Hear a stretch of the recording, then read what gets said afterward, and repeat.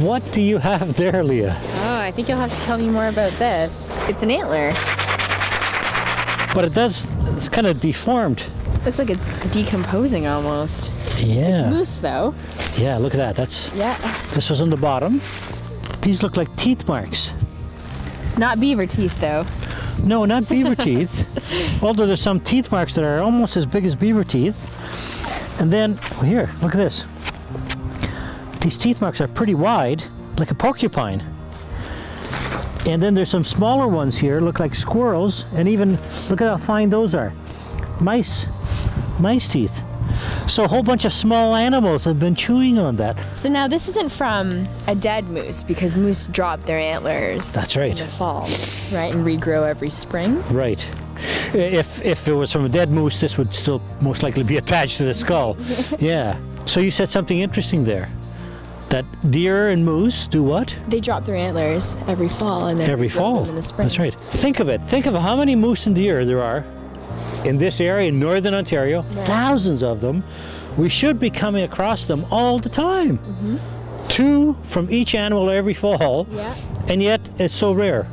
The calcium in bone is such a precious commodity for small rodents that when they come across this, it's like finding a treasure trove of food, and it doesn't last very long. So it's neat to see one in half the state of decomposition from the teeth of rodents that really tell the story of what happens to them. So Leigha, take a look at this. This is what I wanted to show you. Look at that. Look at that. Stripped bark.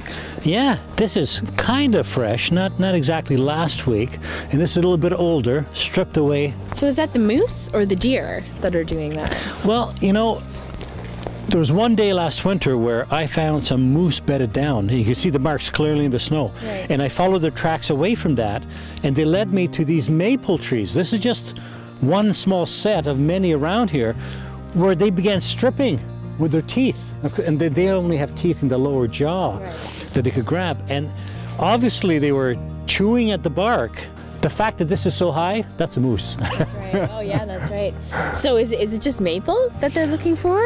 I've only seen this in the dead of winter on maple trees. Right. So I guess there's not that much for them obviously to eat, and they're getting kind of desperate.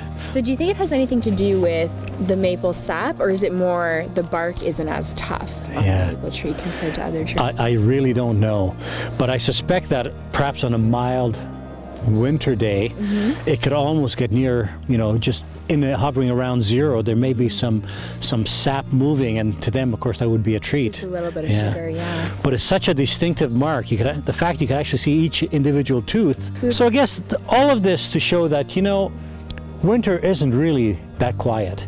There's so many stories to tell here in the bush, and it's like reading a history book. Once you know how to read the signs, there's a lot of stories out here to tell. At first it kind of fools you, isn't it? This is beautiful. I mean, you come out here to relax. I guess it's just all goes to show, you know, you can enjoy the bush in many different ways, but for me, one of the best ways is just quietly walking through and just standing still and just taking it all in, and it's amazing what you could be surprised with.